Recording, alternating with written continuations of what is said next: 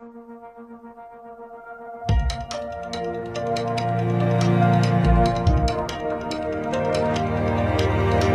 Everyone, welcome to the Learning Loop online education platform.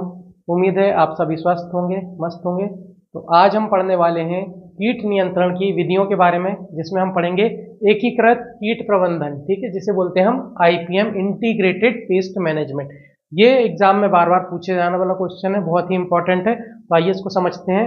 तो इसमें मुख्य रूप से उन विधियों को अपनाया जाता है जो सबसे पहले जो रहती है पर्यावरण के लिए जो है नुकसानदायक नहीं होती है, ठीक है ना। जब कीट की आबादी अगर नियंत्रित नहीं होती है तो सबसे आखिरी में हम अपनाते हैं रासायनिक विधियों को। तो सबसे पहले हम देखते हैं सांस्कृतिक विधि है, इसे बोलते हैं कृषण विधि। मतलब कि कृषि क्रिया में या फिर समय अवधि में अपन फेरबदल करके इसमें क्या करते हैं, कीट की आबादी की रोकथाम करते हैं, ठीक है। सबसे पहले देखते हैं हम प्रतिरोधी किस्में।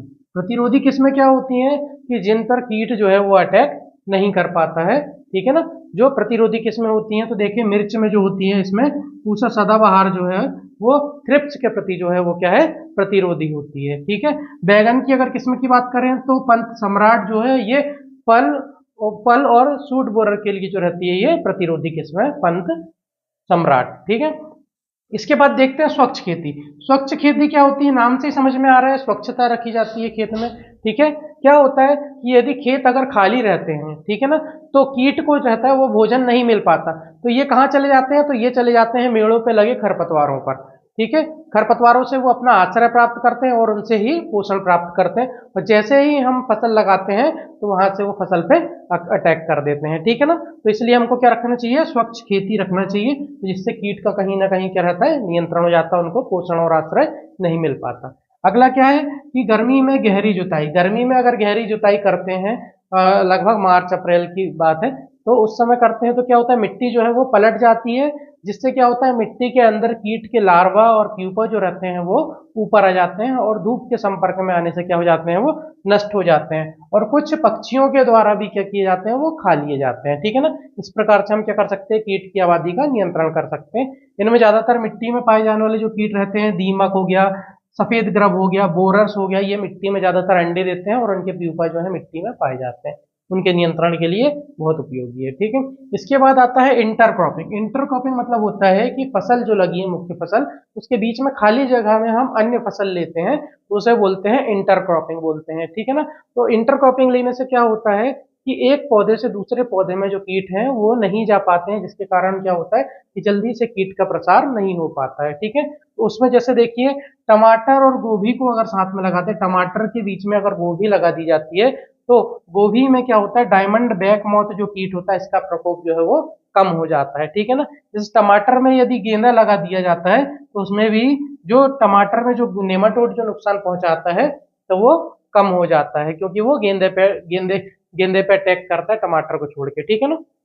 इसी प्रकार से फसल चक्र होता है। फसल चक्र क्या होता है, तो फसल को बदल बदल कर बोना ही क्या कहलाता है, फसल चक्र कहलाता है, ठीक है ना। फसल अगर बार बार बदल के एक ही प्रकार की अगर फसल लगाते हैं तो उससे क्या होता है, कीट की आबादी जो है वो लगातार बढ़ती जाती है, इसलिए फसल को बदल बदल करके बोना चाहिए, ठीक है। इसके बाद है ट्रैप फसल। ट्रैप से ही समझ में आ रहा है कि जाल बिछाया जाता है इसमें कीट के लिए। क्या किया जाता है, अगर मुख्य फसल लगी है तो उसके आइट साइड ऐसी फसल लगा दी जाती है जो कीट को अपनी ओर आकर्षित करती है, जिससे अपन क्या करते हैं, मुख्य फसल जो रहती है वो बच जाती है। जैसे कि ट्रैप फसल में यदि गेंद, जैसे टमाटर लगाया गया है, टमाटर के आजू बाजू अपन अगर गेंदा लगा देते हैं, तो टमाटर में लगने वाला जो फल बोरर है या नेमाटोड है, तो वो टमाटर में ना लग के पहले किसमें लगता है, वो गेंदे को नुकसान पहुंचाता है और वहां से इकट्ठा करके जो है कीट को क्या रखिए होते हैं, नष्ट कर दिया जाता है, ठीक है ना। इस प्रकार से हमारी मुख्य फसल जो रहती है टमाटर वो बच जाती है, ठीक है। अगला है पोषक तत्व। पोषक तत्वों का अगर प्रबंधन किया जाए तो उससे भी काफी हद तक कीट से पौधों को बचाया जा सकता है। जैसे एक पोषक तत्व होता है नाइट्रोजन। यदि नाइट्रोजन की अगर मात्रा अगर पौधों को ज्यादा दी जाती है तो पौधा जो रहता है वो रसीला हो जाता है, ठीक है ना, जिसके कारण कीट जो है, रस चूसने वाले कीट ज्यादातर उस पर अटैक करते हैं, ठीक है ना। तो नाइट्रोजन की मात्रा को नियंत्रित रख के रस चूसक कीटों से भी रोकथाम की जा सकती है, ठीक है। ये हो गया क्या, सांस्कृतिक विधियों के बारे में। अगला पढ़ते हैं हम भौतिक विधियों के बारे में, ठीक है। तो भौतिक विधि या यांत्रिक विधि क्या होती है, इनमें ज्यादातर ताप, आर्द्रता और प्रकाश को नियंत्रित करके जो है कीट की रोकथाम की जा सकती है, ठीक है।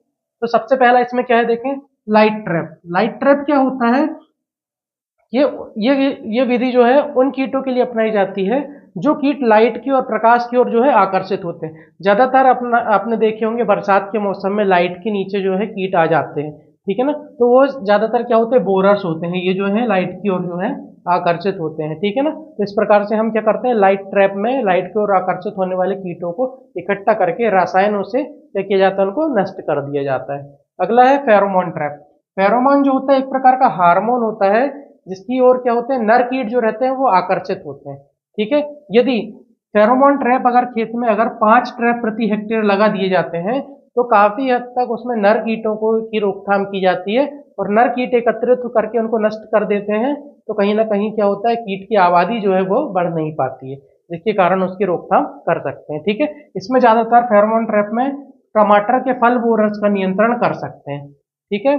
इसके बाद आता है पीला चिपचिपा बैंड या येलो स्ट्रिकी ट्रैप बोलते हैं। कुछ कीट जो रहते हैं वो पीले रंग की ओर आकर्षित होते हैं, तो इसमें क्या करते हैं, पीले येलो स्ट्रिकी ट्रैप जो है वो खेत में लगा दिया जाता है और उसमें कुछ चिपचिपा तरल पदार्थ रहता है जिसमें कि पीले कलर की और सफेद मक्खी जो है आकर्षित होती है और वो उसमें चिपक जाती है जिससे कि उसको नष्ट कर दिया जाता है, ठीक है। इसके बाद एक टी परचम। टी परचम कोई केमिकल नहीं है, कोई मशीन नहीं है, केवल टी आकार का एक क्या होता है, बैंड होता है जिसको खेत में लगा दिया जाता है। जो कि शिकारी पक्षी होते हैं जो कीट को खाने का काम करते हैं, तो ये टी आकार का अगर अपन खेत में लगा देते हैं तो उसमें क्या होता है, शिकारी पक्षियों को ये आकर्षित करता है, उनको बैठने की सुविधा देता है जिससे कि वो कीट को जो है नष्ट कर सकें, ठीक है। इसके बाद जो है हाथ से चुनना, मतलब क्या होता है, कुछ कीट जो रहते हैं वो समूह में पाए जाते हैं तो उनकी शाखा को तोड़कर सीधे हाथ से चुनकर उनको नष्ट कर दिया जाता है, ठीक है। अगला है खाई बनाना। खाई बनाना है क्या है, इसमें कुछ कीट जो रहते हैं वो जंपिंग टाइप के होते हैं पैर उनके, मतलब कि कूदने वाले पैर पाए जाते हैं उनके। तो वो क्या करते हैं, उन खेत के चारों ओर अपन क्या बना देते हैं, खाई बना देते हैं जिससे कि अपने खेत में जो है वो प्रवेश नहीं कर पाते कूदने वाले जो कीट होते हैं। जैसे इसमें टिड्डी के लिए जो है ये प्रक्रिया अपनाई जाती है, ठीक है। ये हो गई हमारी भौतिक विधियों के बारे में।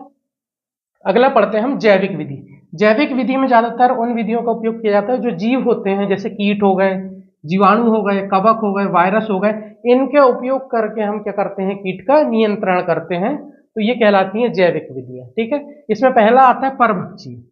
परभक्षी क्या होता है कि जो कीटों से अपना भोजन प्राप्त करते हैं, है ना, कीटों का भक्षण करते हैं, तो वो कहलाते हैं कीट भक्षी। जैसे लेडी बर्ड बेटा लेक क्या है, कीट है जो एफिड को क्या करता है, वो खाने का काम करता है जिससे एफिड की आबादी जो है वो कम हो जाती है, ठीक है। अगला है परजीवी। परजीवी जो रहता है ये या तो आंतरिक परजीवी रह सकते हैं या बाह्य परजीवी रह सकते हैं जो कीट पे अटैक करते हैं और उसको क्या करते हैं, नष्ट करते हैं। जैसे क्या हो गया, ट्राइकोग्रामा चिलोनिस एक क्या है, परजीवी है जो फल बोरर के अंडे को नष्ट करने का काम करता है। तो ये एक प्रकार का क्या है, अंडा परजीवी है, ठीक है ना। इसका उपयोग करके हम क्या कर सकते हैं, कीट की आबादी को कम कर सकते हैं जो कीट के अंडों को नष्ट करने का काम करता है, ठीक है। इसके बाद है रोगजनक। रोगजनक जो रहते हैं, रोगजनक रोग फैलाने का काम कौन करता है, जैसे कवक हो गया, बैक्टीरिया हो गया, वायरस हो गया, ठीक है ना। तो इसी प्रकार से एक बीटी एक जीवाणु है जिसका नाम है बैसिलस थोरेंजेंसिस, ठीक है ना।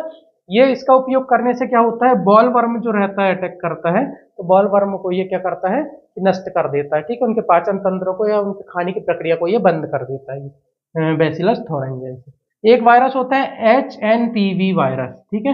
हेलिकोवर्पा जो आर्मी जेरा रहता है कीट, उसमें ये वायरस का अगर अटैक हो जाता है तो उसकी भी जो है भोजन करने की क्षमता जो रहती है वो खत्म हो जाती है, बंद हो जाती है, जिसके कारण वो कीट जो रहता है मर जाता है, ठीक है ना।